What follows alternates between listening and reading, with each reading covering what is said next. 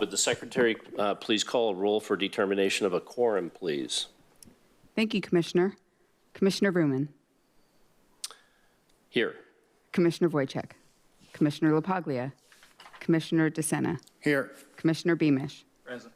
Let the record reflect all members are present with the exception of Commissioner LaPaglia and Commissioner Wojcik, with the excused absence.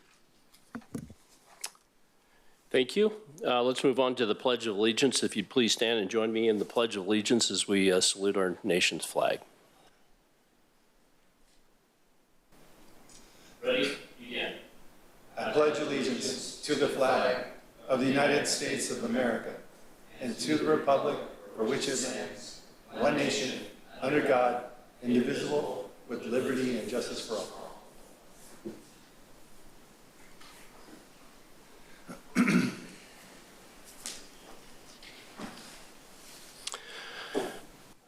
First point is we will do the introduction of our new commissioners. We will now move on to the announcement of the new commissioners.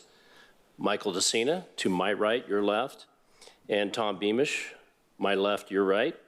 And I'll extend the privilege to the floor to the newly appointed commissioner, Michael DeSena.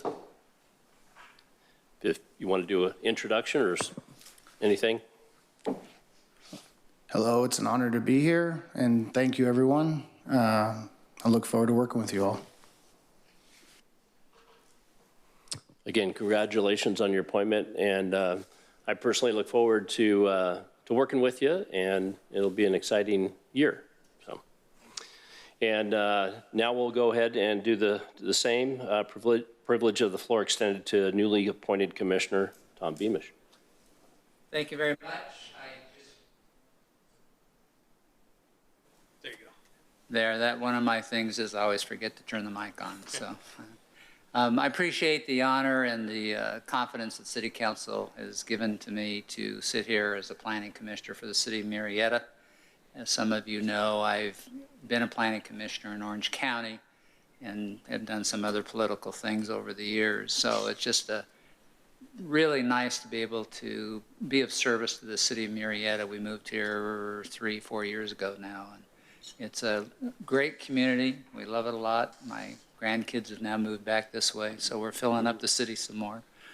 Because I've kind of talked them into coming this way because of the schools, and it's just a great community to live in. So I appreciate the opportunity and hope to be of help to my colleagues and add value. Thank you. Again, congratulations, Mr. Beamish. I look forward to working with you and in some of your knowledge and experience in this realm. And so I know we'll work together as a team very well. So look forward to getting to know both of you and working with you. With that, we'll go ahead to the next item, which is the election of the officers for the commission. Madam Secretary, if you could please preside for the selection of chair. Thank you, Commissioner Vrooman. We will now move on to the selection of the chair.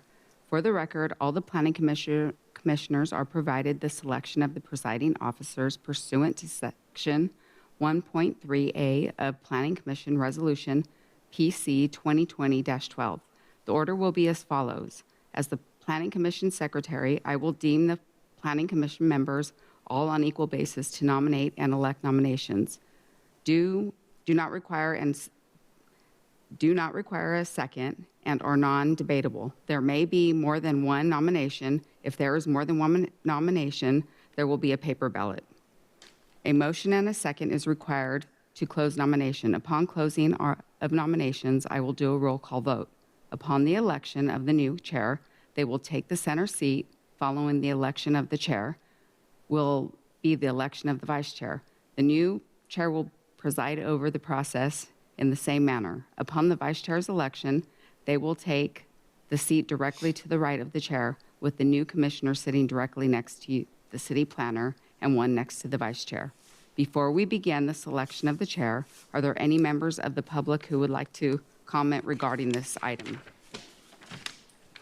Seeing none, are there any questions from the commissioner? No.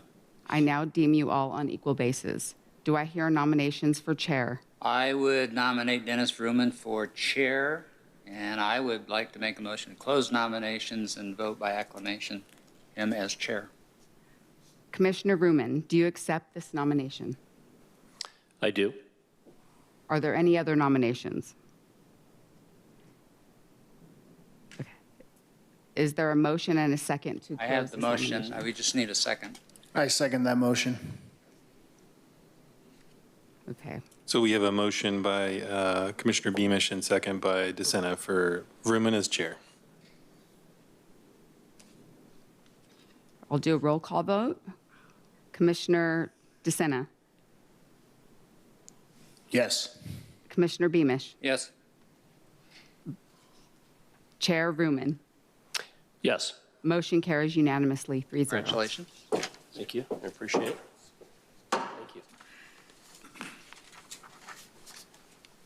And Chair, your first item here, staff would recommend continuing the election of the vice chair to the next meeting if that pleases the chair. It does do, as a matter of protocol, do we need a motion in order to continue? If so, then I'll make that motion to continue the election or selection of the vice chair to the next meeting. Second, if you need it.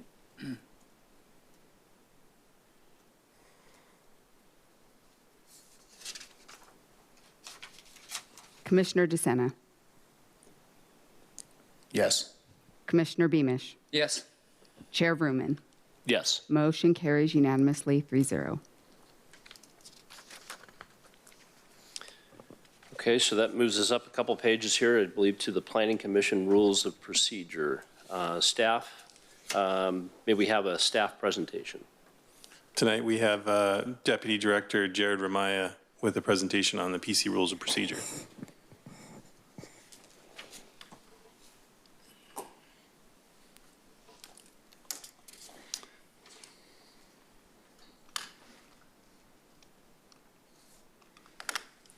Hey, good evening. Congratulations, Chair Vrooman. I want to extend congratulations again to Commissioner DeSena and Commissioner Beamish. Congratulations on you worked hard to get tonight, so let's get to work. All right, good evening. I'm Jared Ramaya, Deputy Department Services Director here. I'm going to walk you through the Planning Commission Rules of Procedure. Also, as a training component, I'm going to add a few more things in here, but along the way or at the end, we can get into Q&A, but I just want to get this in front of you and a little bit of patience here as I go through the slides. Your commission is governed by the conduct of what we're going to talk about, so pay close attention. A lot of times when you're chair or vice chair or commissioner, you're going to look to that document before and after hearings in order to know how you're going to have the conduct and communicate with your other commissioners. So, and annually, we want you to review these. It typically happens in July, but given that we have some movement here on the dais, I thought it was apt to bring it forward now. We can still bring it again before the annual period, but I thought it's fresh. You guys just got seated. It might be good to just learn a little bit more about this.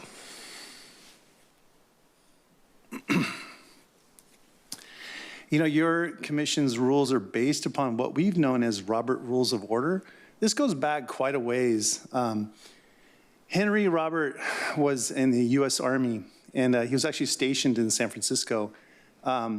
He was asked to go and not as a military officer, but go and look at the conduct of different meeting types. So he went to churches, he went to civic types of actions, cities. And if you think about California at that time, we were growing very fast. There was a lot of languages, a lot of traditions, all thrown together. And what he marked was that it seemed like chaos. Every time you went to a meeting, didn't have a rhyme or reason, no order, no real true outcome that he could benefit from. So as an Army officer, he went to task and wrote up not only one book, but multiple books on this subject matter.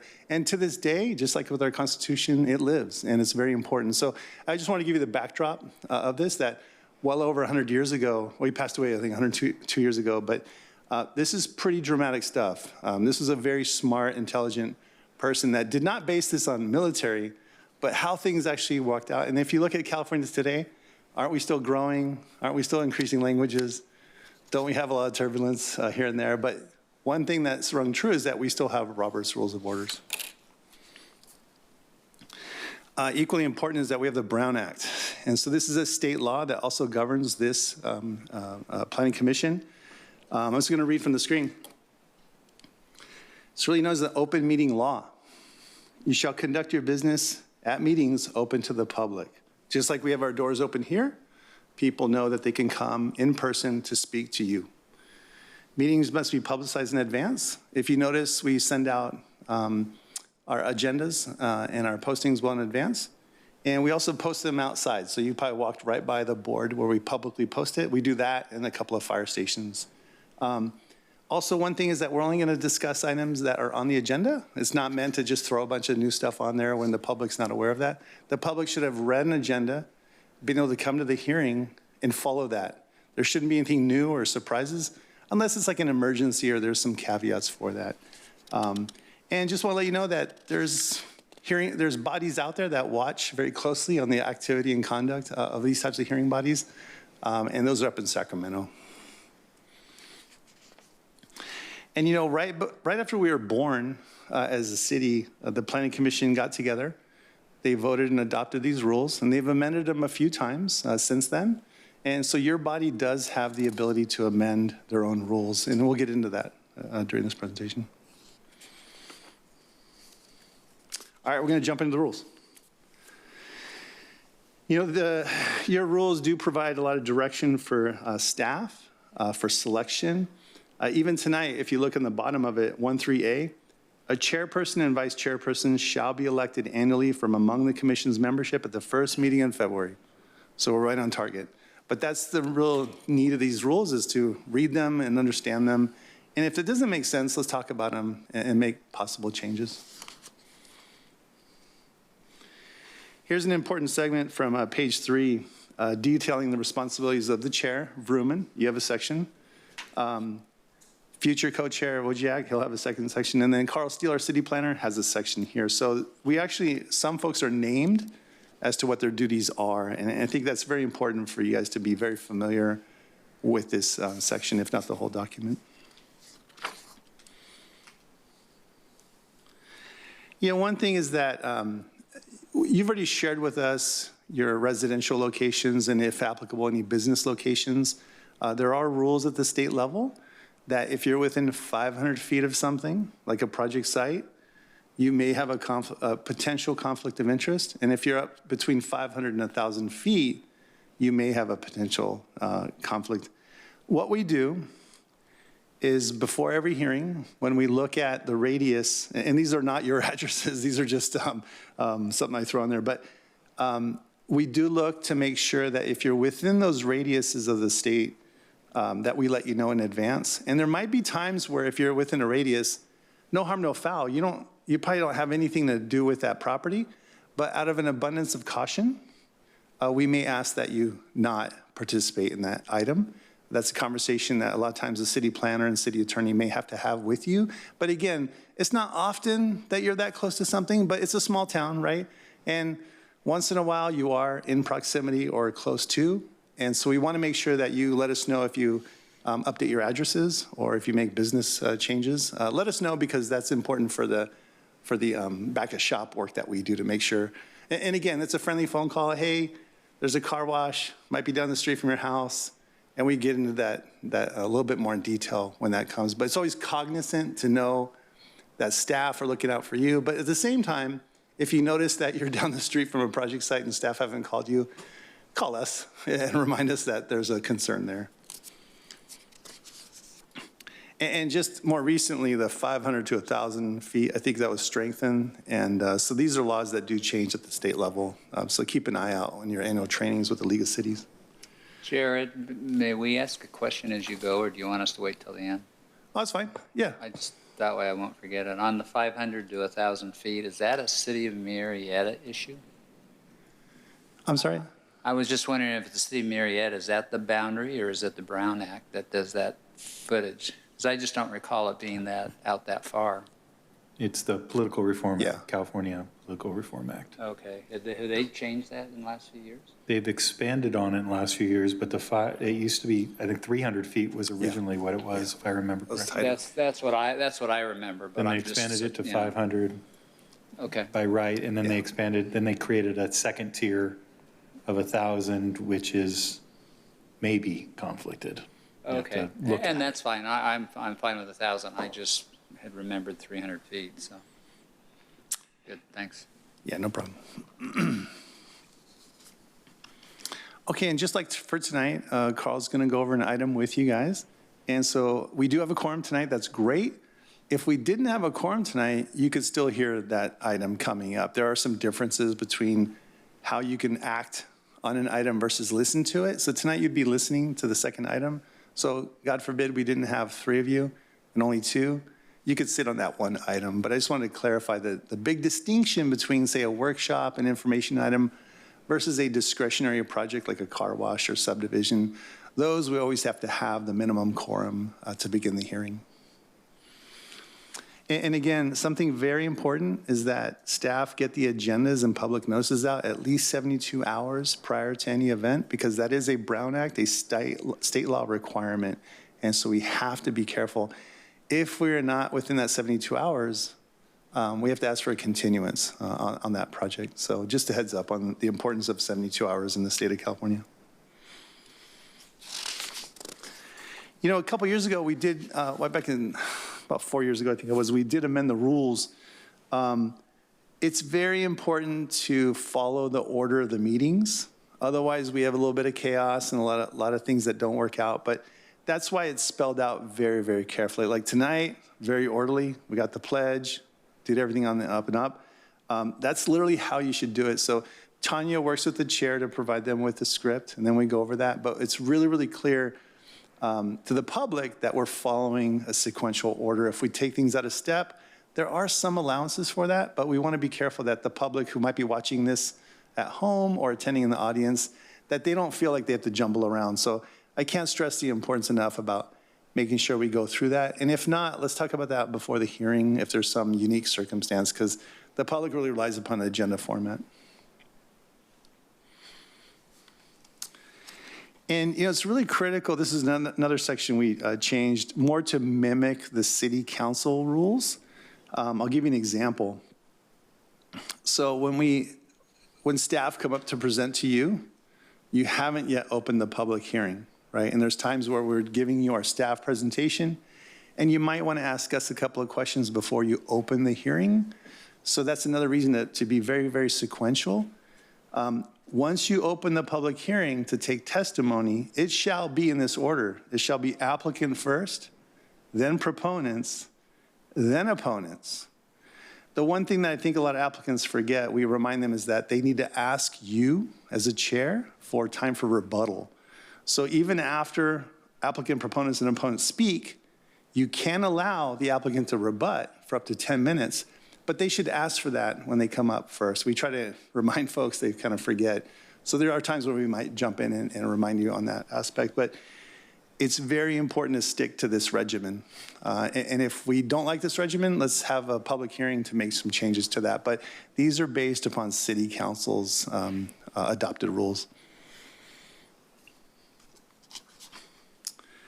You know, this is something that also is, sometimes you might have a lot of folks in the room. A lot of folks might have a repetitive comment, and it's really important to give the public enough time to speak, which here is 3 minutes, but you also have you can exercise some diligence. If there's 100 speakers and they all want to talk about that point, the chair can ask them to broaden their perspectives or minimize the amount of time that they would take. Because we had one project, Murrieta Hills Specific Plan, we had about 15,000 people opposed to it, and we had about 1,000 show up. And this was during COVID. It was a pretty rambunctious time, but during that, the Planning Commission chair allotted everyone to a minute, and that was great because everyone did get to speak, and they brought in a salient point. But there was no way we could have listened to that many people at 3 minutes. It would have taken a couple of weeks to have hearings for that. So there are times where, as long as the testimony is very clear to you and the strong salient points of concern by the public are offered to you, that's the key ingredient to that. Also, Some folks like to yell from the audience.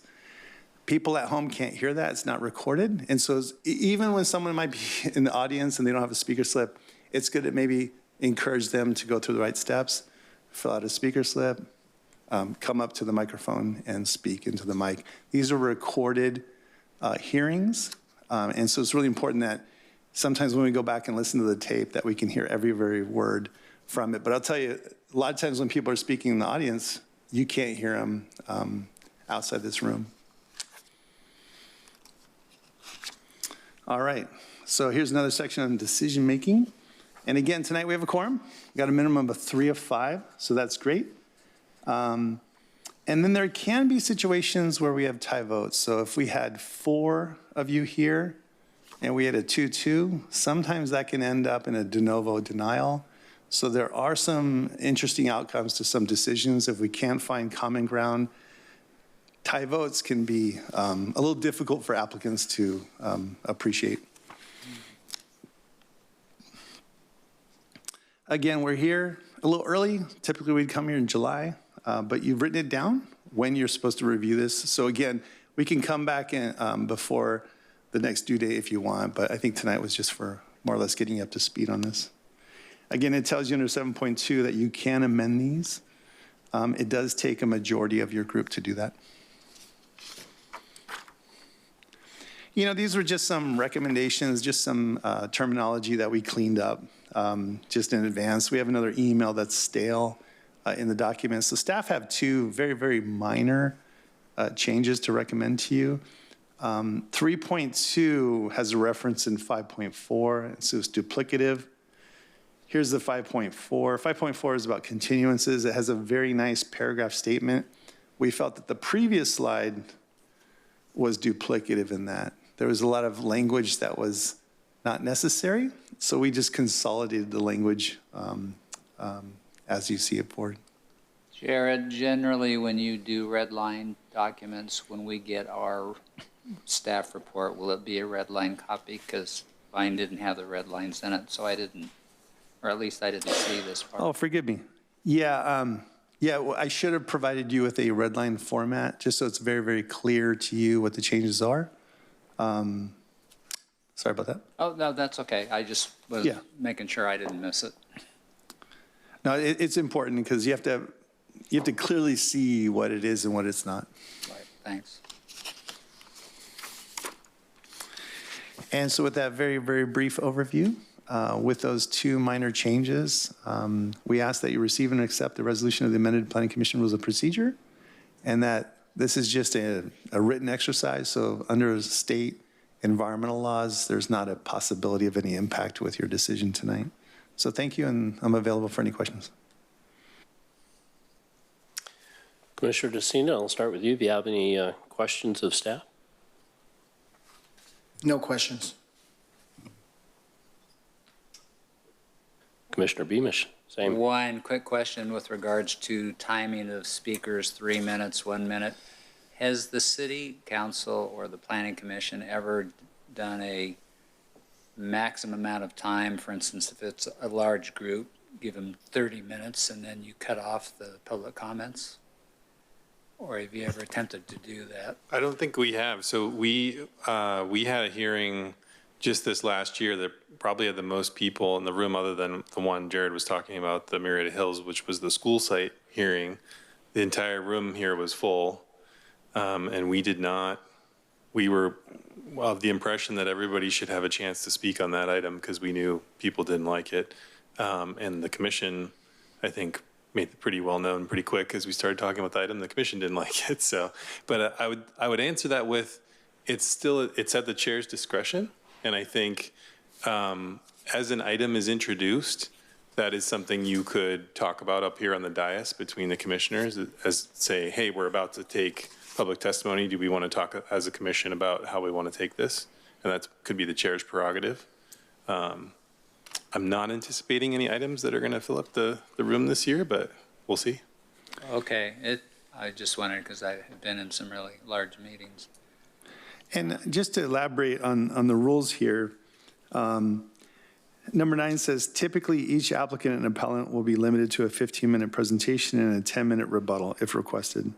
Number 10 says, all other persons in favor or opposed to the requested action will be typically limited to a 3-minute presentation each. Persons may use up to 12 minutes of time allotted by others present at the meeting who have submitted speaker slips and donated their time to such person. I think, Thomas, that's where you see most of the activity is you'll see like 20 people. Not everyone's submitted their speaker slips, but folks want to give their 3 minutes to someone that can make a finer point. And I think that's usually how I've seen some of the deliveries by the public. But this city, I think proudly I can say is that we work very hard to make sure everyone can have the opportunity to speak. It's very important. I go back to my first screenshot here.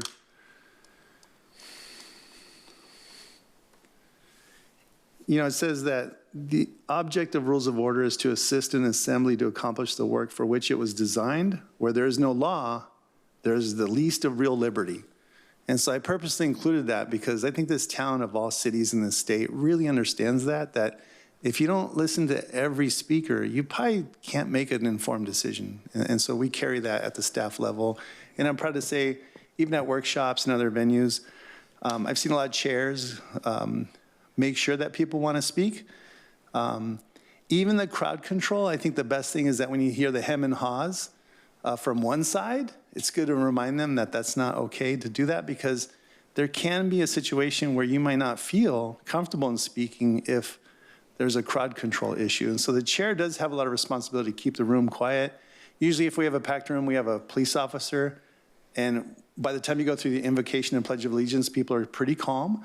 But I'll tell you, during the hearing, it's really important to make sure that everyone is vibrant and listening in because if there's a couple of people out there making negative comments and this and that, it can have a negative impact upon those that might be the quietest in the room but might have the most salient point.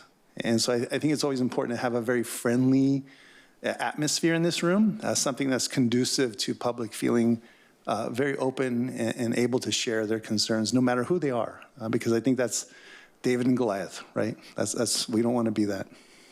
Yeah, I agree with your point because I've always been one that wants to welcome the public to come in, especially planning commission meetings because they tend to be not as often, but when they do come, they want to speak. But one of my concerns is, but I think it's taken care of in your rules because we would discontinue a meeting is at 11 o'clock unless the chair and the commission decides to go beyond that. And the reason I ask is in prior history times, I've been in some meetings that went to 3, 4 o'clock in the morning.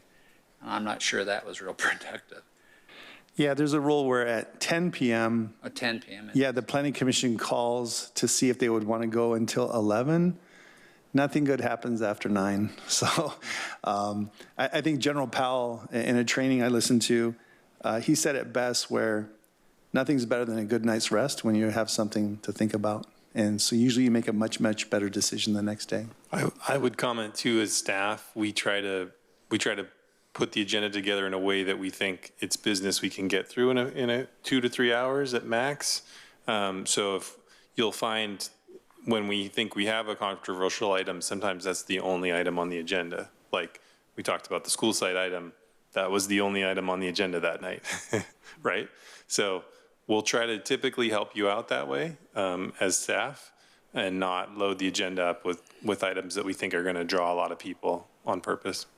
Okay. No, that's great. I just want to be sure there was a process with the chair and the commission can end the meeting sooner or later because back in my younger days, I could do a 3 o'clock meeting, but I'm not sure I'd want to do that anymore. Thank you.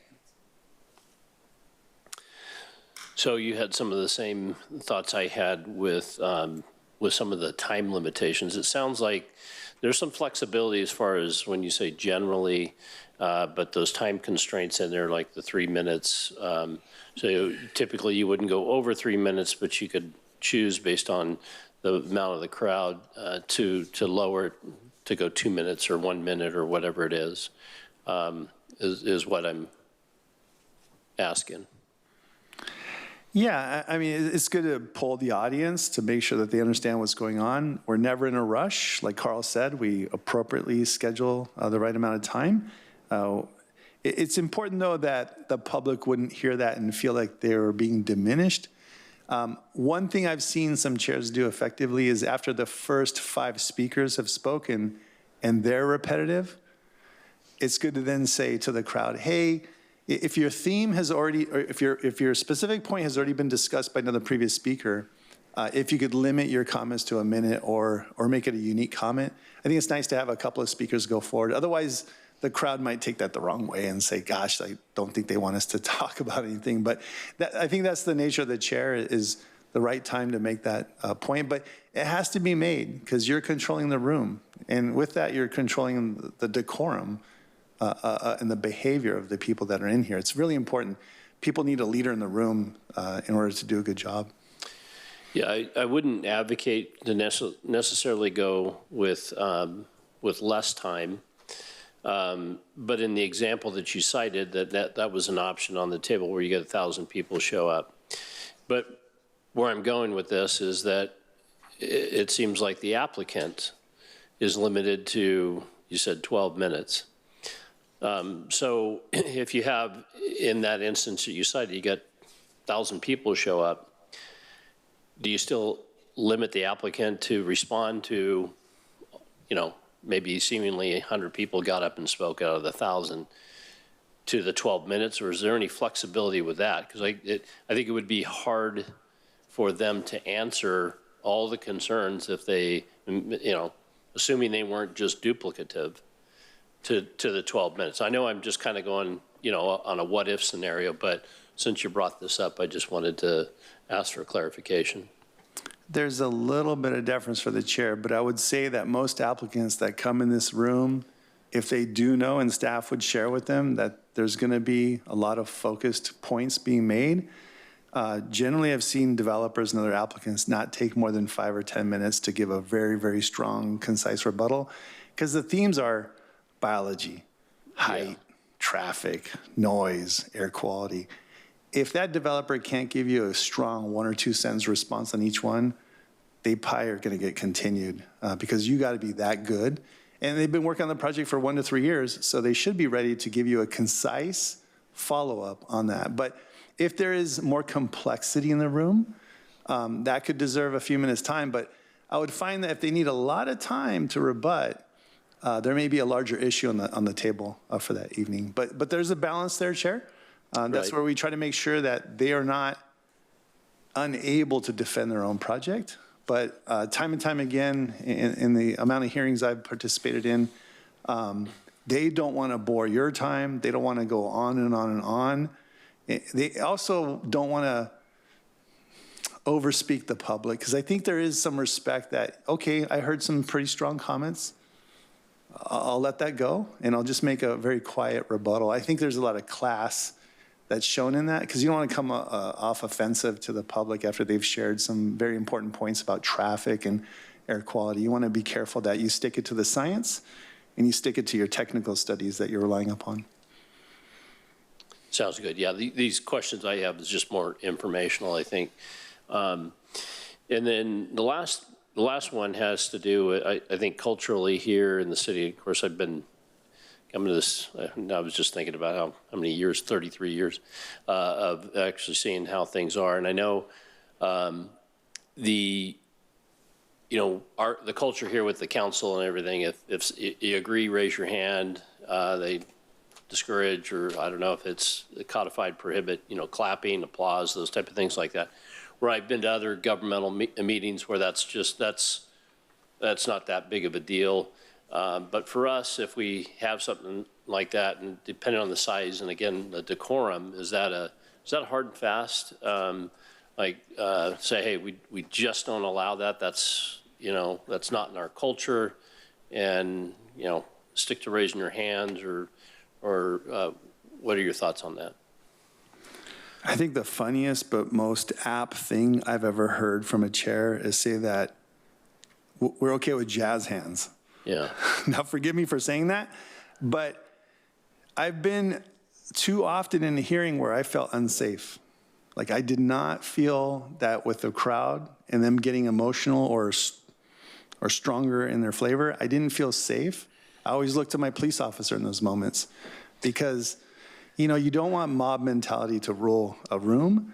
We want to make sure that if we're going to allow that group to speak like that, then we're certainly going to have to allow the other group to speak like that, and it's just going to turn into chaos. But I would say that something quiet like jazz hands, something that doesn't really affect people, but stomping on floors, clapping, things like that, they actually can have an impact upon others in the room that you might not think about. But I always think about my safety and the safety of like Tanya and city attorney and Carl and the public, because you know, we've seen how rooms like this can turn into a bit of a hot mess if crowd control isn't done. But I would say that we should probably never invite a lot of angst or that type of behavior in this type of room.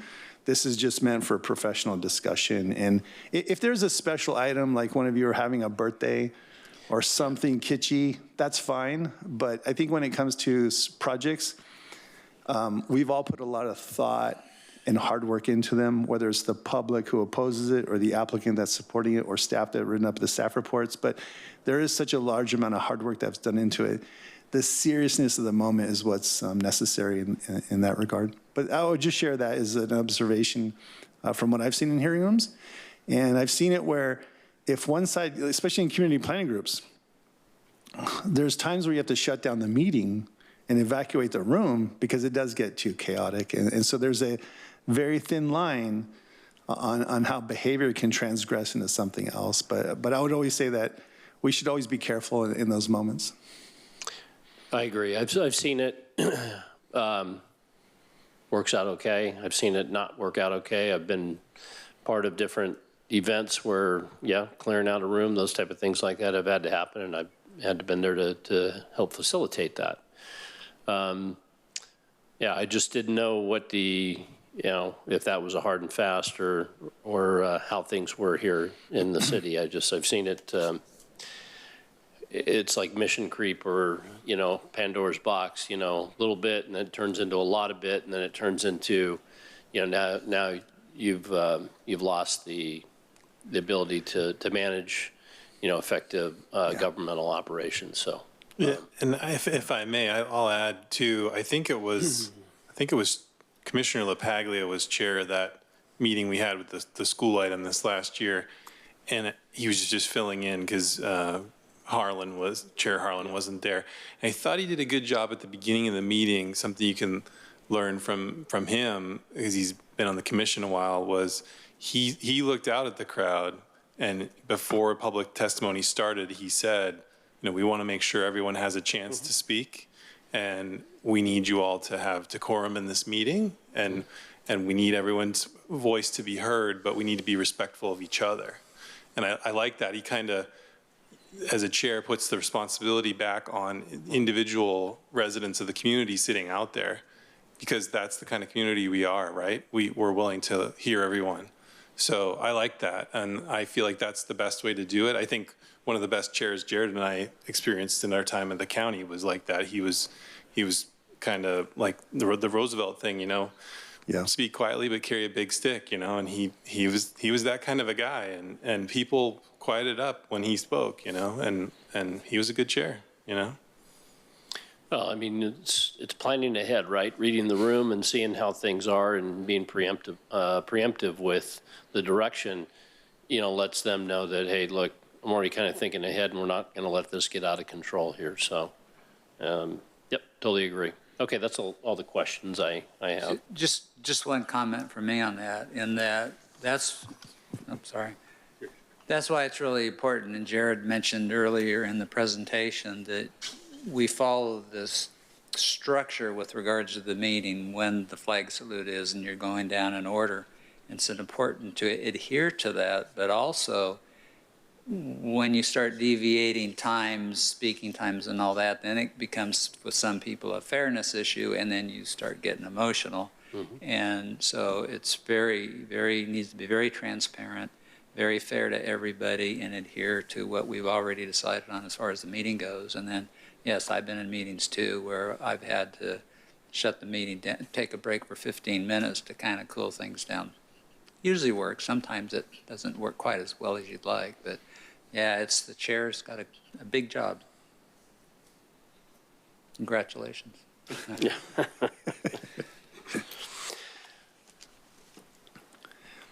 And with the recommendation that you have here on the screen, is that something you need a vote on? If I could get your kind support. And I would say that, this is a learning opportunity for all of us. Mistakes will be made, no harm, no foul. It's just always good to have rules in front of us. But let's keep practicing and reading these things. And if you have any questions, contact staff, because we want to make sure that your rules work for you and that you understand them, because a lot of hearing bodies put a lot of their work into this. And so it's a good cumulative summation of all the hard work in the last 30 plus years the city has been doing.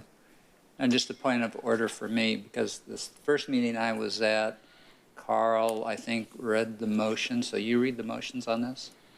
Yeah, something I've started as a city planner 2 years ago when I became the city planner is I will read the motion for you at the commission's pleasure, just to make it easier for you guys.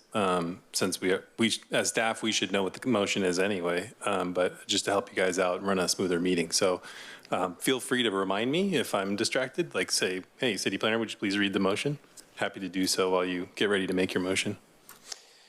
Well, I'll go ahead and make the motion that we move forward with staff's recommendation. And Carl, if you would, if you wanted to read the language of the staff's recommendation. Sure, Chair. Receive and accept the resolution of the amended Planning Commission rules and procedure and find the action is not a project as defined by the California Environmental Quality Act. Second. Thank you. We have a motion and a second, Madam Secretary. Chair Vrooman, Aye. Commissioner DeSena, Aye. Commissioner Beamish. Yes. Motion carries unanimously 3-0. All right, that moves us on to our next item, approval of the agenda. Are there any changes to the agenda? Seeing none, I'd like to call for a motion and a second to approve tonight's agenda. Motion. Second. Madam Secretary, if you could move forward with a roll call vote. Chair Vrooman, Aye. Commissioner Beamish, Yes. Commissioner DeSena. Aye. Motion carries unanimously 3-0. All right, this moves us forward to public comments. At this time, we will take public comments. Any person may address the Planning Commission on any subject pertaining to city business, which does not relate to any item listed on the agenda or the consent calendar. Normally, no action may be considered or taken by the Planning Commission on any matter not listed on the agenda. Speakers are limited to 3 minutes. Madam Secretary, do we have any non-agenda public comments? Seeing none, Thank you, Madam Secretary. We are now moving forward on to the approval of the minutes.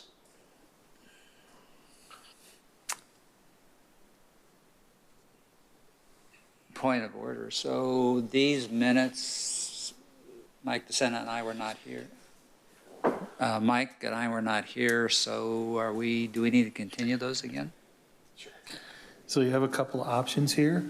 There's nothing that prohibits you from voting on approving the minutes. Typically, sometimes commissioners who are absent will still view the meeting and watch it separately and still have the information they need to approve whether or not the minutes accurately reflect what occurred in the meeting or not, in which case it would be perfectly appropriate to continue to vote on it. If you're uncomfortable with that or you did not watch the prior meeting and don't feel like you need to, you simply can abstain. And if we don't have enough votes to proceed, we'll just continue it to the next meeting. I also didn't attend the last meeting, so we have 3 that weren't there physically present. But if we don't have enough people that Somebody can just make a motion to continue the minutes to the next meeting date. then I will do that. I'll make a motion that we continue the minutes to the next meeting. Second. And I would encourage at least one of you to maybe review that meeting if you haven't already, so that we have 3 affirmative votes to approve them should we get to that point. I just, point of order, I did review those minutes, so for next meeting, I am ready to vote on that.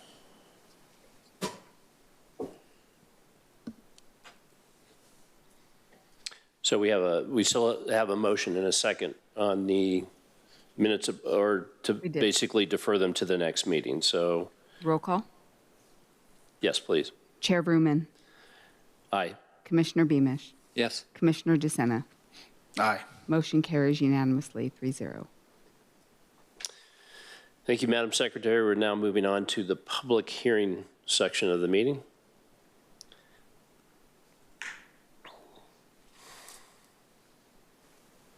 Chair, I don't believe we have any public hearing items tonight.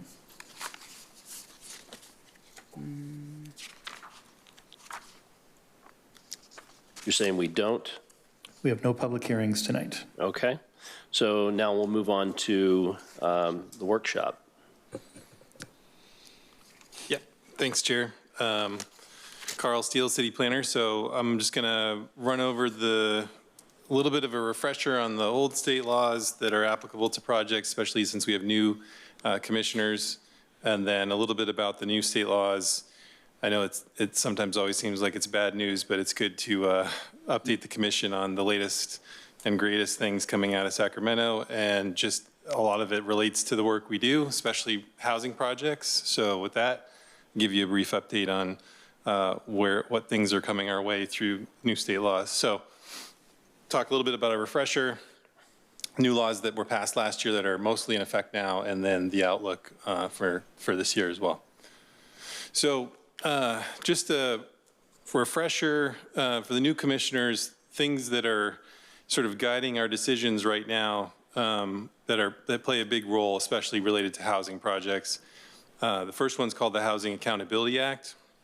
Has been amended multiple times by the state in recent years. That one limits our ability to deny housing projects. And what the commission you will typically see now is staff will put a paragraph in the staff report that says this project's subject to the Housing Accountability Act. It'll be right in there in the staff report. We also typically put it in the presentation as well, just to make you aware.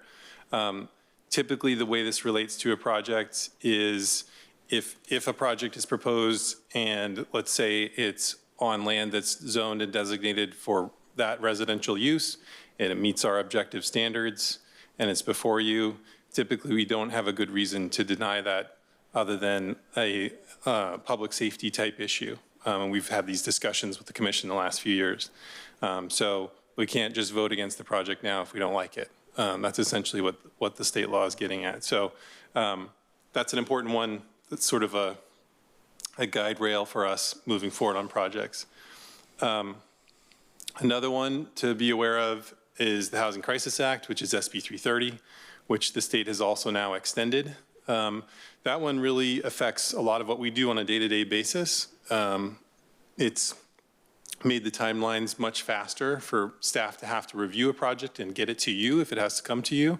It also limits the number of hearings we can have.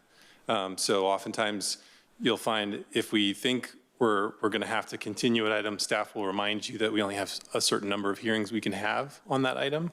That relates to the Housing Crisis Act. The state is still deemed that we're in a housing crisis and that we don't have enough housing. We're still in that situation. It's been going on for, I think, more than 5 years now. So we're still there. Another one to be cognizant of, the residential density and affordability.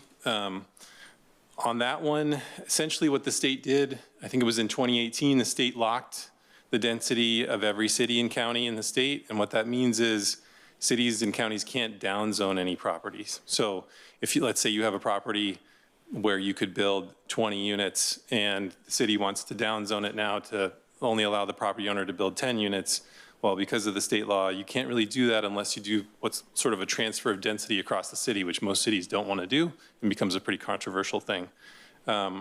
So it's important to know we can't really do that. In the old days, we were just talking about this this week, I think, amongst staff.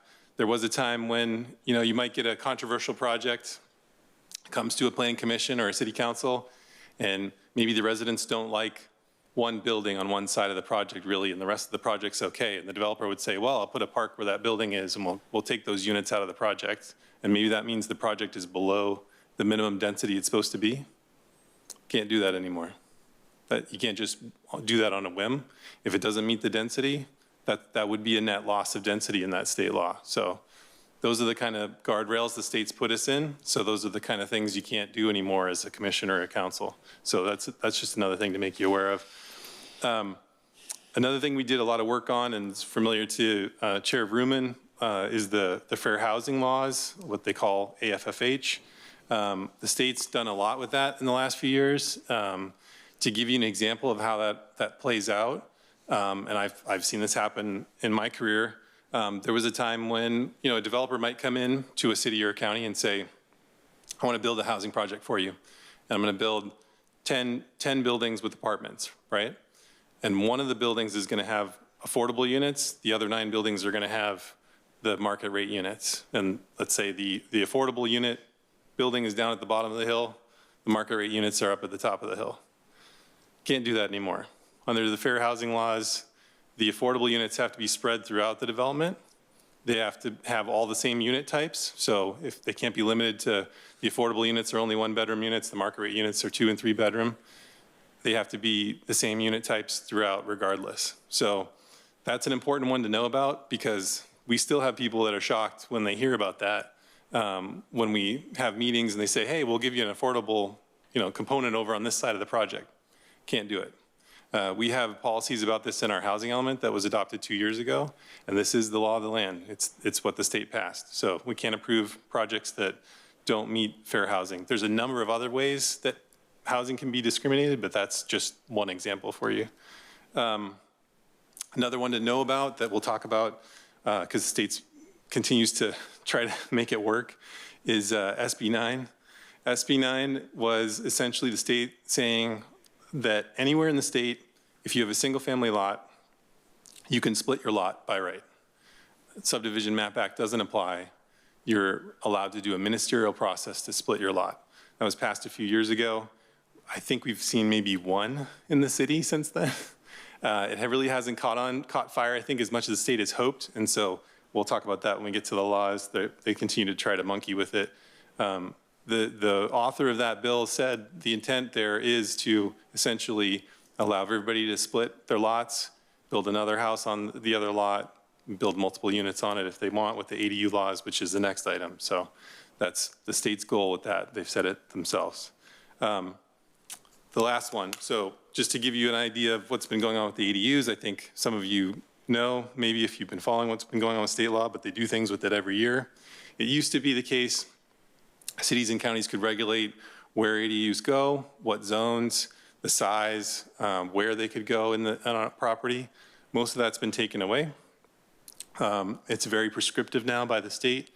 And the other thing to know, and this came out in a memo from HCD this last year, because there were cities that were holding properties to just one ADU, but the state has multiple types of ADUs. There was clarity that came out from HCD this last year to all cities and counties that every single family property can have 3 ADUs on it. So every single family property that has an existing home in the state can have their home. They can have an ADU in the garage. You can convert your garage into an ADU. You can also have an attached ADU, and you can also have a detached ADU. So that's been clarified by the state. So just so you're aware, as we get into some of these projects where you'll have applicants come up and talk about the ADUs they're going to build or what it might be, the city can't stop that. That stuff's built into state law. So it is what it is. So with that. Real quick question. So yeah, also, go for it. along with that, the state has made it, I understand, that parking for vehicles is not any consideration at all. So you could put 3 ADUs on every house on a street and not have enough parking, but you fill a place up with parking, right?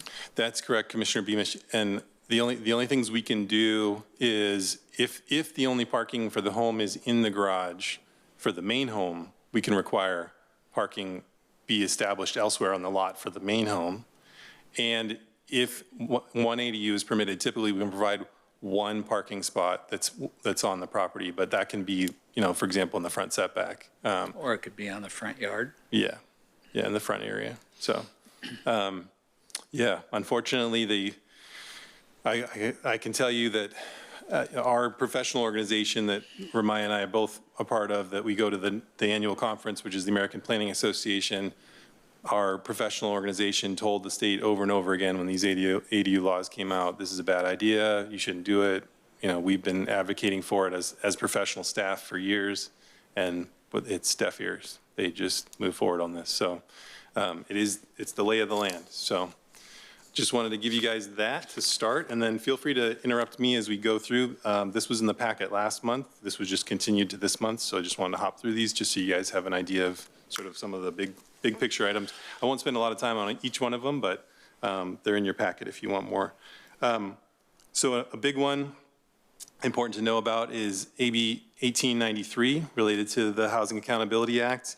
The state keeps messing with it, so to speak. So they did expand the scope of actions that local governments are prohibited from taking with respect to a protected project. So that's something to be aware of. Like I said, we'll let you know when there's a Housing Accountability Act project before you. It'll be in the staff report. We'll have staff have the slide, but just be aware that it's rough now if we go and try to deny a project that's subject to the Housing Accountability Act. This new law, 1893, increases the penalties for projects, especially if we end up going to court. And they can impose more fines on the city than before. So it used to be, I think it was $10,000 a day, something like that per unit. It's going up depending on what happens with the city. So they're trying to get cities' attentions to make sure that if it's a Housing Accountability Act project, you need to move it forward. Another one I just wanted to mention on 1886. So we are going to start working on our housing element in about 2 years. So if you're on the commission, you'll be working on that with us. The state did take away essentially the ability for cities to self-certify their housing elements. So for those who know, over the years, that was something that some cities would do. It was a strategy that in the housing cycle, you might say, hey, my housing element, us as a city, the city council might self-certify the housing element, say, we think it's good enough, and then you still haggle with HCD. The state's taken that away. You can't do that. It's only when HCD says your housing element's compliant that it is. What that does is it opens up this time frame when you might be in limbo and not have an adopted housing element that's been due. And that time frame is called the builder's remedy time frame, where you can get projects, people that come in to propose a project, and you essentially don't have a housing element adopted, they can propose crazy projects. An example that's been in the news, there's a property in Beverly Hills where during the time Beverly Hills didn't have their housing element adopted a couple of years ago, the developer proposed a 14-story apartment building on a property that had a 2-story house on it. And that project's moving forward. It's held up in court, the city lost, and it's because they didn't have an adopted housing element. So this just plays into that, this state taking away the ability for cities to say, we're gonna self-certify our housing element. It used to be a strategy that cities had in negotiating with HCD. That's gone. So I just give you a heads up that as we get going on the housing element in a couple of years, and we worked on the last one, we're gonna wanna get that thing in on time. That's for sure. All right. So then on enforcement and planning, what we've been seeing from the state is they keep upping the ability for them to sort of prevail in court and give themselves more power in court on housing cases. AB 2023 is an important one. They now have this rebuttal presumption that basically HCD is always right, whether you comply or not with the housing element. So we'll see how that plays out in court. I don't know if the city attorney wants to opine on that, but used to be there was a presumption that, it sort of worked one way, but now they get to use it both ways. So it's, they're kind of padding the books there, I think. Another one to know about, this is a bill from the senator in San Francisco, SB 1037. There's stiffer penalties now if you don't comply with your own housing element. So not only is HCD spending all this time with us, and as Chair Vrooman knows, it took a long time to get the housing element adopted. But now if you don't follow through and do the things your housing element says you're supposed to do, they can come and fine you, the state can fine you. It's, as it states in the bill, the penalties range from $10,000 to $50,000 per month if you're not complying. So they've given themselves more tools to come after cities and counties. So hopefully it's not all bad news, but some of that stuff's rough. let's see, on the streamlining, I wanted to get to AB 2011. So this one, just to be aware of, it's AB 2243 here. They've expanded 2011. That's one that we might see a project that comes through the commission. So this relates to the state pushing for housing projects on commercial sites. When this first came about, people thought it was building units in skyscrapers in San Francisco or in LA in unused buildings like in the downtown. But now the way they're tweaking the laws and doing the amendments to the laws, it looks like the kind of thing that we could see here. We could see someone acquire a commercial building in the city on commercially zoned land and attempt to convert it into a housing project. And they would utilize these laws. And it's possible we could see that come through the commission, something like that related to a project. So just to have it on your radar that's something the state's pushing. Let's see. Another one I wanted to mention is 1123. So they passed this law a couple years ago, SB 628, and that was to put smaller subdivision projects on sites that were multifamily. This year, they changed the law. Now it's not only multifamily sites, it's single-family sites, up to 10 units using this law. So we may see projects that also attempt to utilize this law as well, where it's essentially a small subdivision that they can do on one single-family lot utilizing this law. Is there a square lot size lot for that? Is there any minimum? I don't see one in the summary here. And they do talk about, they clarified in the law that they can also do ADUs on those lots as well, those 10 lots. So in theory, I could take my small lot and house and put 10 mini houses on it. In theory, utilizing this law, yeah. Yeah. It's supposed to be a ministerial subdivision approval, so it's not And you don't discretionary. need parking for any of those. And you don't need parking, yeah. So, yeah, more bad news there. Let's see, moving on to CEQA. They're always tweaking the CEQA exemptions. I think a good one to mention here, AB 2117, it basically tolls the permit time on a project if it's in litigation. So that was something I think a lot of people have complained about over the years. They get into litigation on a project, maybe an applicant gets into a litigation on a project, and they're like, their project expires while they're still in litigation, which sounds kind of crazy. So the state has figured out, no, we'll give you essentially like an automatic extension while you're in litigation. So that does help some of the developers out there with some of the issues they sometimes have.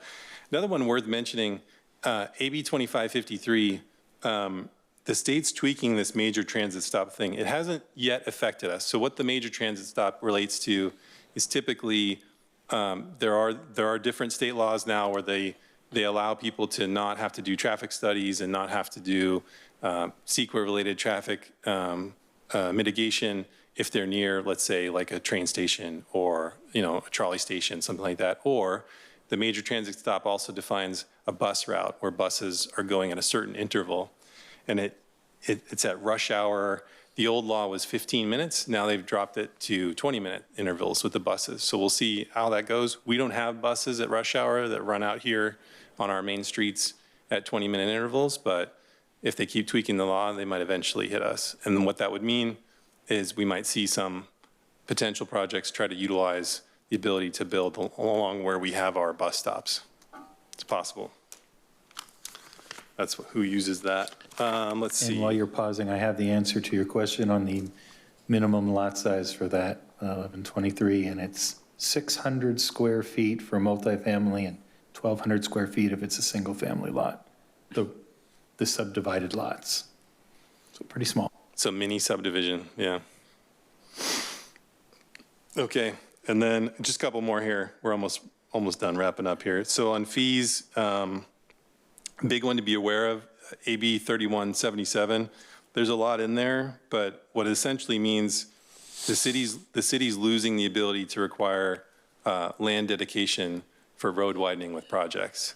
It's essentially, if you think about it, what oftentimes we would do with the projects in the past is require them to dedicate maybe a larger area, especially if they're on a circulation element road for future road widening. State's taking that away. They're saying, nope, you can make them do whatever frontage improvements they need to do that's on their site, but you can't make them dedicate more. They see this in a way as they're losing, that state's losing out on potential units in those areas, right? That's what they've said. So you're taking away their ability to get more units on those sites. So with that end, are they saying that you can't ask them to basically dedicate more land for future road development, for widening, those type of things like that? But if the city was in a spot saying, hey, it's going to be imminent, this project is going to cause the road to be widened at this time, does that make any difference as far as the timing of it? No, it's the way, I'm trying to think of the way they say it in here. Let's see. It's only, let's see. The law is aimed at spot widening requirements which involve widening portions of a roadway adjacent to new development to accommodate increased vehicle volume. So, yeah, I mean, essentially, when you think of a site where, let's say one of those sites out along Whitewood where we're developing now, and maybe in the circulation element it says to widen to a third lane, but the whole road right now is just 2 lanes, we can't force people to do that dedication and do that widening if it's not sort of compliant with this law. And that's what we're seeing already. Like it's essentially taking away the ability for the city to require developers to dedicate that land. So basically it's the widen it now where you think the fullest potential is going to be, and don't widen it to maybe a temporary potential. Right. So basically put it in there before. And does it have to be installed and active? It's more about the dedication. We don't have our public works staff here with us tonight. They would know more about this, but it's more about the dedication, and we can't require them to dedicate that space anymore. That would be for the future widening. So the city's going to have to come back later, I guess, to play it out for you, Chair Ruman. If we get into a situation where, let's say years down the line, now we want to widen X road, whichever road it is, it's more on the city in the future to come in and say, hey, we're doing a capital improvement project and we would like you to dedicate this additional area, and then the city has to go through that. So it's a cost. But at that point in time, there might not be enough room to actually do it. See, so Correct. I guess what I'm suggesting is that, and maybe it's kind of one of these things that we look at. As you well know, the state has come up with, and you just went over 3 or 4 different screens of all these different laws that have, it's a push down to take, in my view, the urban problems of the failures of big cities and everywhere else across the state of California, and share the wealth with all the other communities that are planned communities, and take those problems and push them out our way. So I guess the only other way to kind of counteract that to some degree is to kind of plan ahead and be preventative. Like in your example of like a road that's 2 lanes each direction, but ultimately it would be nice to have 3 lanes. That's kind of the plan or the thought. So do you build it out at 3 lanes each way now? Does it have to be pretty much done, or at least dedicated at that point in time, and you've already put that in the planning, or does it have to be constructed in order to meet that?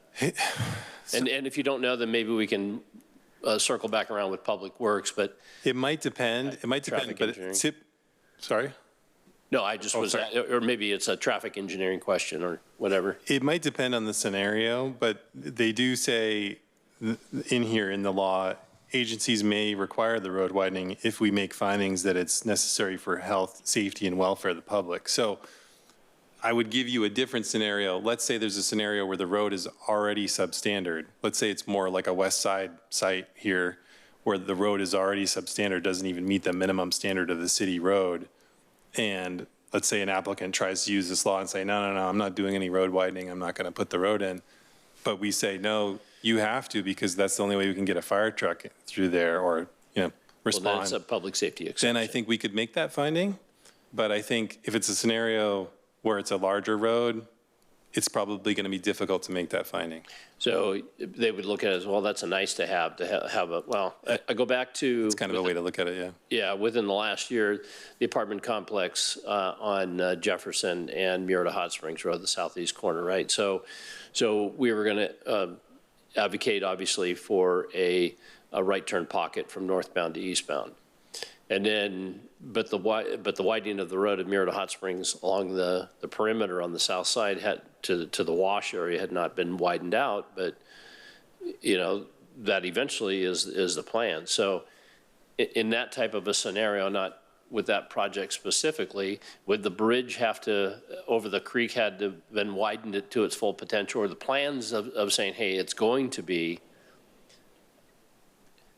Where I'm going with this is to the best extent possible to have those preemptive plans put forward ahead of time so we don't fall into this trap with the state. I think it's good to have it in the circulation element, and we will be doing some updates to the circulation element this year that you'll see. But I think it's going to be up on a project by project basis. But the way it looks like this bill is going to play out is it's going to be difficult for us to ask for dedication. So not necessarily them actually building some kind of future alignment, just getting the land dedicated. It's probably going to be difficult for us to get that land now. So is this a bill or a law? This they passed it and it's in effect as of January. Yeah. So we'll see how it plays out on projects, but you may see some projects where we thought in the past we would have forced maybe an applicant to dedicate land. Now we won't. We just won't have the ability to. So if the city needs it bad enough, then what would it force them to say, hey, we're going to buy this piece of land, or can you, or eminent domain, or is it? So yeah, and that's not something typically this city has looked kindly on doing. But yeah, that is another way to do it. Yeah. Wonderful. Yep, it's tough. More taking away sort of more local control. Next one is a big one. SB 937, just to share with the commission. So on that one, essentially what they did at the state level, and they had heard from developers, was how far out can we push development impact fees? So typically now someone comes in, they get an entitlement with the commission, they go get their building permit, they pay their development impact fees when they get their building permit at permit issuance. This law changes it. Development impact fees are not due until occupancy of the project. This is for residential only, not for commercial or industrial projects, but it punts development impact fee collections to the end of the process at occupancy, which you can imagine alarm bells have gone off with a lot of people on this. We got a letter from the school district as soon as this bill was passed about the school district fees. So is it a per unit when occupancy, or is it, let's say, a building on the like if they go building by building, then when this building is occupied, we can do it either way. Yeah, we've had some people come and talk to us about that and say, how can I do this? And we've said, well, it's a new state law. Like we'll do it however it works. But theoretically, someone could maybe do it by phases if they want. That might be a lot of transactions, or they could wait and do it all at once. They could wait till the bill does allow for pro rata collection of the fees, but it's an agency determination. So it does give a little bit to the city in that respect. So they couldn't say, hey, we'll just pay at the very end of the entire project. They can do that? Yep. Some people still want to pay. We've heard some folks say they're willing to just pay to get it out of the way and go build. But this was something the development community had asked for and something the state was willing to entertain. So we'll see how it plays out. So it'd be odd. There is the odd project where they don't really build the whole thing, now. So we'll see. We'll see how it plays out. Well, that's my point. So you've got a project that's 82% built, and then they just say, hey, we'll pay you when it's 100%, but 100% never comes, or it's years later down the road. So then now we don't have the diff. You would have fit right in with the planners at the conference this year. We were all saying, how is this going to play out? We had the same kind of discussions. We'll see. I would assume there will be court cases because you can imagine development impact fees can be in the millions of dollars on projects. So, Well, right. The And bill does allow us to collect full development impact fees on first certificate of occupancy. on the very first It one. allows us to do that, or to do it by a percentage basis or on a per unit pro rata basis, based on the type of diff it is. But I don't think we've fleshed out those policies yet, but the bill does provide us with some flexibility options. there, so we can avoid the 90% occupancy and no payment of diff. Right, yeah, because, you know, what if they, well, sorry, we're going bankrupt, so we never pay it, right? So nothing Right. like, that's never happened. But the reality of it is that's also gives us a stronger negotiating tactic maybe if, hey, we want it on first occupancy or a certain percentage of the project, those type of things like that. So right. there might be some other things that we could get, you know, as maybe willful concessions, those type of things like that. Yeah, Chair Vrooman, the occupancy and what we call TCOs, when people get temporary occupancies, is already a really rough part of the process sometimes right now, and this is going to make it even tougher with a lot of applicants. So it's going to be interesting. We'll see. We haven't really had to deal with it just yet, but it's coming. Well, I would just say hold the line, do what we can. We will do our best. All right, so that one, and then I got a couple more here on. Let's see, on ADUs, I did want to mention 450. So 450 is kind of a pretty big deal. It's additional tweaks to that law we talked about, SB 9 with the lot splits. So it's supposed to be, remember, SB 9 is supposed to be a ministerial process, so it's not a discretionary thing that you'll see, but this is when somebody just wants to split their lot ministerially using SB 9. They've shortened the time frame that the city has to review it now. And if we don't meet that 60-day time frame, it's automatically approved. Whatever they submitted, done. So this is the new law that's kind of beefed up SB 9, so we'll see if that means more of them get done. Then last, I wanted to talk a little bit about the automatic extension, just AB 2729. The state did another one of these automatic entitlement extensions. So it was for projects that were issued entitlements from January 1st of last year and would be expiring by the end of this year, December of 25. They got an automatic 18-month extension. So we've already had a couple projects check in with staff that have gotten these extensions. So the state keeps doing this where they want to be sure that residential projects don't, air quote, as they say in the bill, die on the vine. So they keep trying to give developers more time. There's been, as most folks are aware, there's been issues with, rates going up and down, construction costs. So they're trying to provide more flexibility. So this was a last-minute bill that I think the governor even kind of pushed in there along with an assembly member. So another automatic extension. That was pretty much it. If you guys wanted to talk about any of the other bills, but the rest of the information's in the packet. With that, just a quick outlook for 2025. So this, looking around at what the state's already kind of rattling the cage and seeing what's coming out of Sacramento, they're looking at cost of living and cost of doing business affordability bills. We're probably going to see some of those. Some of them, I wouldn't be surprised that they relate to things we handle in development and planning.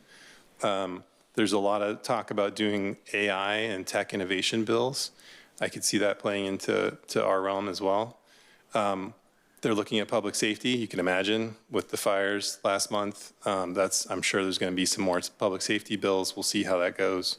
They're pushing more electrification and zero emission. We've talked, Chair Vrooman remembers, we talked about the Climate Action Plan a while back. We expect them to do more of that, pushing sort of their agenda down on the cities. One last thing to mention. There's some cleanup bills they're going to be looking at, and a big one that nobody likes is called AB 98. That's this 21st century warehouse bill. They called it the logistics bill. It does apply in Riverside County. Both political parties in the state have said they don't like that bill, which is hilarious because they both pushed it through at the last minute. But we're hearing everybody wants to amend that bill, so expect changes there. We don't have a project in the city as of yet that's building a project like that. These massive warehouses like the Amazon ones, but that's something to keep an eye on, what the state does with that bill. We'd be interested to see what happens with that. That's kind of the outlook for the ones coming this year, and plan on bringing these back to you when we see what the state adopts by the end of the year. Thank you, Carl, for your presentation. Always good. Any questions? Commissioner Jacina, do you have any areas that you want to clarify that what he presented? No, I just wanted to say thank you. Being a new commissioner up here, that was really helpful, and a lot more homework to do and a lot more ways that the state's making it really difficult to be up here. So looking forward to that and seeing how we can become creative as a team up here. Thank you. Commissioner Beamish. I've been watching the state do this for the past 20 years, I suppose, and the experiences I've had over the years. And just so the public knows and everybody what my opinion is basically the state has really overreached with regards to these housing initiatives. They're driving high density. They're pushing drivers out of cars, want mass transit. They feel the government knows less about their own community than what the state does. And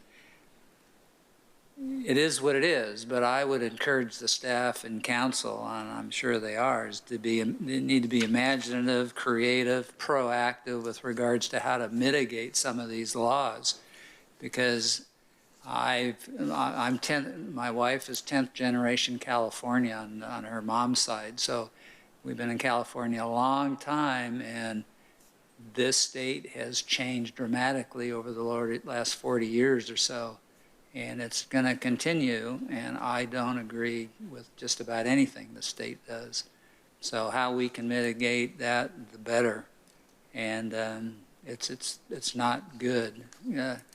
I mentioned to Carl, I was up at Los Alamos Sports Center last night.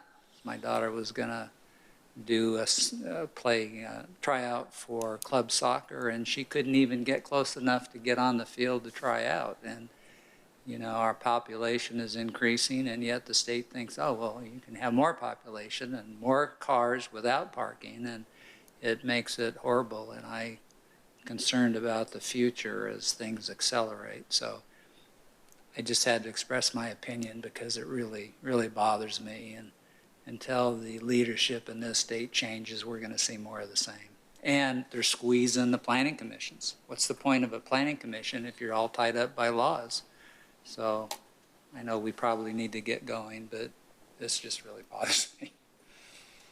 Can appreciate that, Commissioner. Thank you. Yeah, I echo all those sentiments, and I do believe there is a conspiracy that, you know, what the state wants to push down, and like you said, is eliminate the usefulness of planning commissions and local control, and it all becomes a powerful entity of the state, and they're going to tell all of us what to do. And it's a purposeful design. And so to that end, as a resident of the city here 33 years, and other people that have lived here, and as they drive around, the comments and the perception from the public is, oh, why is the city approving this? Why is the city approving this? And so I find myself having to, well, I can tell you what I know. It's the state that's making these things, but to the average person, they don't really understand that. And I do think that on our city website, we have the ability to do that. And I know I've mentioned this before, is these type of laws and everything that you just you just outlined here for us. As these things kind of come about, it would be nice on our website saying, here's the reason why this is, and click on this, and here's a hyperlink to this legislation. This is why we can't, do these things, because people, they hit the website, they want to find out, hey, what's going on, but the more we can educate them and understand, it's not us, it's the state that's doing this. I think we serve ultimately the council, who they're the ones that are elected, and so they have to explain it, and we're representatives of them. So I think it's good order that we do that. So I have a couple other suggestions as well too, and I brought things up over the past, and we've just for the newer commissioners here, we've had different projects come forward, typically apartment complex. And so we've pushed back, you know, on the way they look, especially here on the west side. So staff put together some design standards. So we were able to put that and get those implemented. So projects heretofore come in and say, okay, well, if a craftsman design is what we want to see here on the west side of town, then that would be great, you know, if we can adhere to that, it do what we can in order to limit certain things. So with that too, I brought this up before, and you know, we've talked about parking or lack of parking and more cars, those type of things like that. And of course, with my law enforcement, I'm putting my law enforcement hat back on again, and I mention it every time we have projects. And what about, you know, gates? You know, on there, so long as it doesn't take away from the amount of units there, it is a public safety thing, and I do think it's an enhancement. You know, it affects our you know, crime statistics, those type of things. We want less stolen cars and car break-ins and all those type of things like that. And if there's something that we could bring forward to council and codify it, that hey, look, you're going to put a multifamily housing project. We're not taking away how many units that you can, but we're going to make sure it's safe there. And it's out of preference because we don't have something in the code that says, hey, this is the goal that we want to do. We are traditionally, as long as I've been here, one of the safest cities in the United States, and I'd like to keep it that way. Also, you mentioned the ADUs. Do you think that we have sufficient design standards, back to kind of what we did for multifamily housing? So if somebody does an ADU and rack them and stack them and put them on some residential property, do we have sufficient design standards that addresses that can at least defend against some of what the state is pushing down? Well, if I may, I'll answer a few things. So first off, this slide I started with on the refresher, we have a website that the council requested, and as did the commission, that I put up that has summaries of these. I'm going to update it with the new ones that just got passed. So we'll do that. With going to the city's website, just the general page, or as people come to the planning website? It's on the planning side. Okay, good. Yeah, it's on the left-hand nav of the planning page. Okay. It's state laws, and I'm planning to update it with the new laws, but it's got these ones on it at least. That. So we have that up. And then I'll take so with regard to updating the code, Chair Vrooman, you had requested before that we look at the ODS again, and that was something we talked about last year. So looking at the budget with staff, we are proposing in the budget to bring back the consultant team we would have to do an RFP, but bring back the same folks that we worked with that were really good, the folks from PlaceWorks, hopefully, if they apply. And then we would look at the ODS again. So that is in the budget. That's not something staff can just do on our own. So that will hopefully be something we look at, I would say, at least past the summer. I mean, the budget needs to get adopted, the new biennial budget. So yeah, that's in the hopper, and we'll come back and we'll work on that with you. So point taken. We've already noticed some things with the objective standards that we want to update anyway.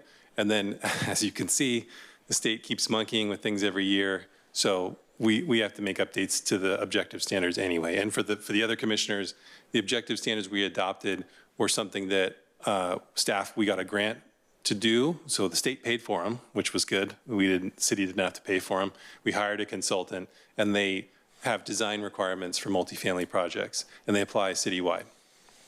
And they apply citywide moving forward from, it was the fall of 23 is when we adopted them after the housing element was adopted. So we have seen positive results from those. We're getting better projects by using those. And so kudos to Chair Vrooman, who was part of that process. But we will bring them back for an update, I think, probably in about a year. And then we'll do workshops and we'll work through what else we want to add in there. And we're all ears as staff to work with you on that.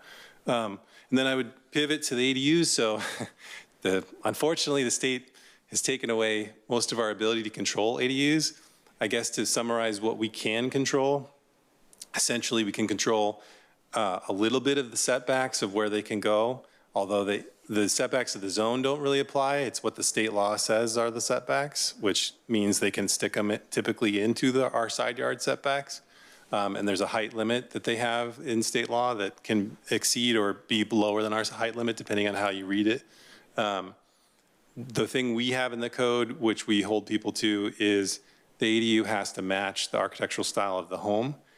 As far as I know, the state has not taken that away yet. I haven't seen them take that away yet. Who knows? That might be coming, but that is something we hold people to. So when someone comes in and submits an ADU at the building counter, that is something we do in the review is, like if it's in a detached ADU, if the home is, stucco Spanish mission style, then we require the ADU to match the same style.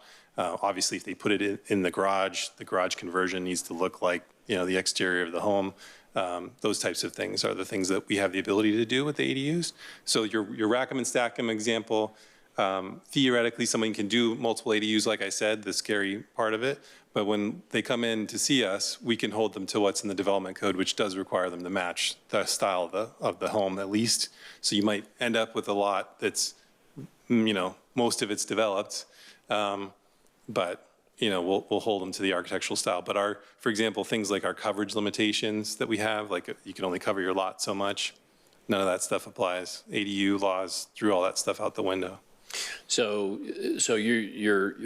you're thinking that the existing code has, when it comes to the design standards, are sufficient enough to hold someone to, hey, it's got it's a Spanish style, it's this, architecture, so therefore your finished product of your ADU has got to match your house there. And we fight those battles with people every day. Yes, but yes. There's no updating of certain language in there that would make your position stronger. It's as strong as possible right now. That was kind of my question. I don't think so. The only thing I would give you, and maybe this is something we look at when the objective standards come, depending on how much we have budgeted, is we might want to look at objective standards for new single-family projects and describe how we want new single-family projects to look, and we could put in there the homes, the ADUs, how do we want it to work on a lot, and see what we can do, working with state law to do some single-family objective standards. That's something we've talked about as staff, because the multifamily objective standards only apply essentially to projects 10 units and more. So projects that are less than 10 units, we don't have objective standards. We're just using what's in the development code. And in your ADU example, we're also using the development code and what's in state law, which really limits our ability. So I guess to round that out, we could look at objective standards that work with single family in the single family zones as we look at the next sort of update to the objective standards. And that's where I'm going. We could look at that. Because they're pushing hard. We have to play chess. We can't play checkers with them. So we got to think ahead, like what we can do to kind of push back all that we can and make sure that we have those standards in there and not have a project come forward and says, well, it wasn't in there, but next time there's a project come through, we'll learn for the next time. But thinking ahead going, so that way we don't have to come back and say, gosh, this one slipped by us, but the next time is actually the first time. I think it's a good idea, Chair Ruman. I think we could look at that with the objective standards. I don't think it sounds unreasonable we know some updates we want to do, but we already have good multifamily standards, so we could look at rolling in the single family standards there as well. And then I'd say probably what we do at that point is then figure out what we think are the best subdivisions in town and say we want them to look like this, and we could work on that together. I like that. And keeping with that, with everything that you're talking about, everything, they don't care, park as many cars on the street, those type of things like that. So in jurisdictions that I'd worked before or lived in, so the roundabout answer to that is it's a free-for-all when it comes to parking. You can park on the lawn, you can park, anywhere else. And we don't have in our ordinance that law enforcement or code enforcement can deal with is, strong enough in my opinion is, thou shalt not park on the lawns. Just like we don't have an ordinance currently where you can't stop or you can't park. Doesn't prohibit you from parking or blocking an alleyway. And we had a project come forward last year over off of New Clay where eventually that project has some alleyways / fire lanes there. But I do think when I went to the Veterans Day Parade and I saw, we do have some dirt alleyways and in Old Town there, in downtown.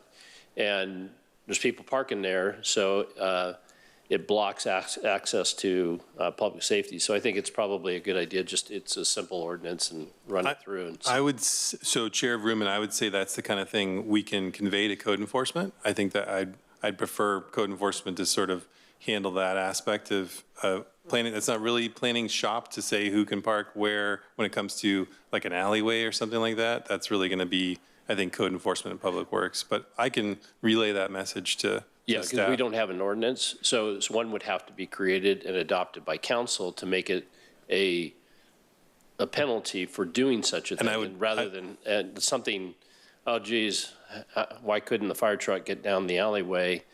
We'll worry about that. We can see what happened in the Palisades with some lack of things that they had there. So if we see something 3 chess moves ahead, why not have that in place so that way it's not an issue somewhere down the line. We just don't have the tool. We don't have the tool in our toolbox, but yet we could actually have it very quickly. I think it's a good idea, Chair Vrooman. I think that's the kind of thing we can discuss with our code enforcement manager and let Public Works know that's something the commission's interested in.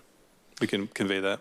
And then the last thing I just wondering about, we see a lot of multifamily, we see a lot of apartments come online, and I brought this up last year for the sake of my fellow commissioners here, is we have single family homes, different sizes, shapes, locations all over the city.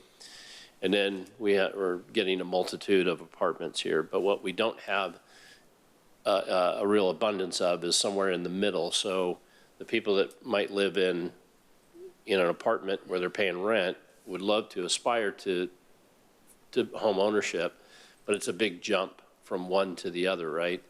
So condominiums, other multifamily homes, is there some way the city could incentivize, they don't build an apartment here, well, you can't tell them that, but somehow incentivize them, hey, what we would rather see, or is there something we can do with, and this would be a council policy, but either fee reduction or something, some type of incentive to say, instead of building apartments here, yeah, we could put condominiums or something that's a home ownership. Well, you might not like my answer. We do have that for affordable. It is a program in the housing element. Right.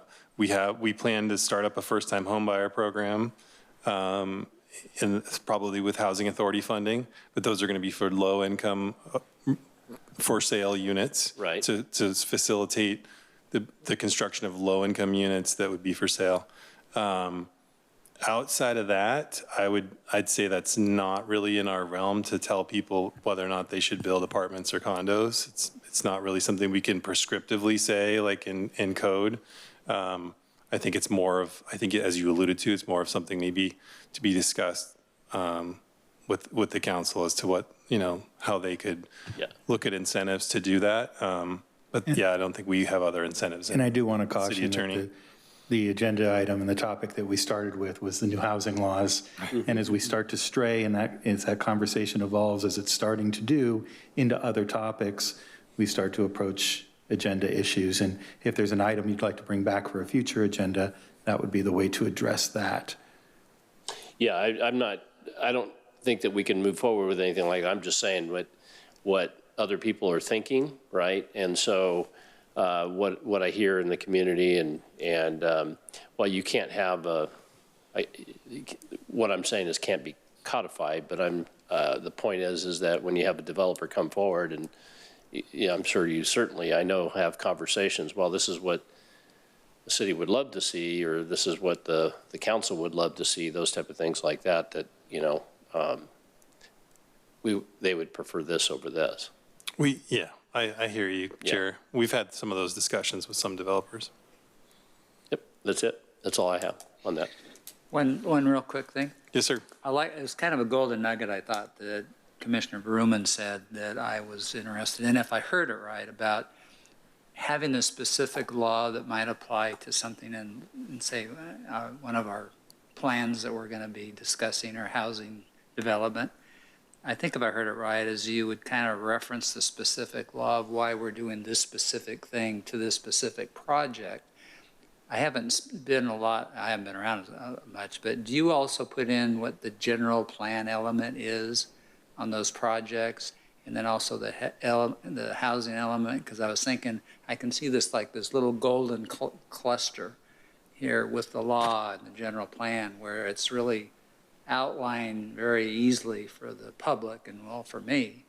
It shows this is how this thought process goes through. Would that be too cumbersome? No, Commissioner Beamish, so like when we bring an item forward to you and we put that in the staff report, like Yeah. we typically try to do a good job of that. We try to not only tell you, hey, these state laws apply, but then these other things apply from the general plan. So we'll do our best to do that as we bring things to you. And we're continuing to stray off the agendized item here tonight. Understood. From Oh, sorry. very clearly way I was now. trying to bring it back. Yeah, and again, if it's a topic that you would like further discussion on, I suggest you bring it directly to Carl individually to see if it's something that we can agendize for in a future agenda. If it's a policy issue, you might want to speak to individual council members to see if that's something that you can get some traction on as well. But when we're in the meeting itself, we have to stick with the topics that are on the agenda, and the new house, we seem to have strayed from new housing laws in this last couple comments. Okay. If that's it, thanks, Commission. Appreciate your time. Thank you. I shut my microphone off. Thank you. Okay, so this moves us on to city planner comments. I'll wait for you to come to the, make it back to your other seat. All right. Appreciate that, Chair. I'm just back up on the dais. So briefly, we likely won't have the next meeting. I don't think I have anything. Don't hold me to that, but I probably not have a meeting in 2 weeks. And then the other thing to mention is the Plan Commissioners Academy is coming up the first week of March. I believe at least one commissioner is going to attend. So please let Tanya know if you're planning on attending. That way we can get that squared away. And that's it for me. Back to you, Chair. Thank you, Carl. City attorney comments. I have nothing to add, thank you. Thank you, sir. Except congratulations to Chair. Thank you, I appreciate it. Planning Commissioner comments. So I'll start with Mr. DeSena. Is there anything that you would like to see or add or anything? Nothing at this time. Okay, Mr. Beamish. I look forward to working with staff and my colleagues and should have a good year. Thank you. Likewise, I appreciate the job that staff is doing, and I know you're working hard trying to think ahead. I know it's impacting with what these state laws are requiring you to do, and at the same time trying to plan ahead to say, okay, well, what can we do? And I know, we provide suggestions, and I know council does as well too, and it's quite impacting. Plus, on top of your daily duties and people coming into the counter and things like that. So it's it's like herding cats sometimes, but it doesn't go unnoticed. This is now the beginning of my third year on the commission, so I just appreciate what you're doing and moving things forward. So thank you. With that, moves us on to adjournment. And so with no further business, can I ask consensus to adjourn the meeting? I move to be adjourned. I second that. All right, as do I. So meeting is adjourned. Thank you.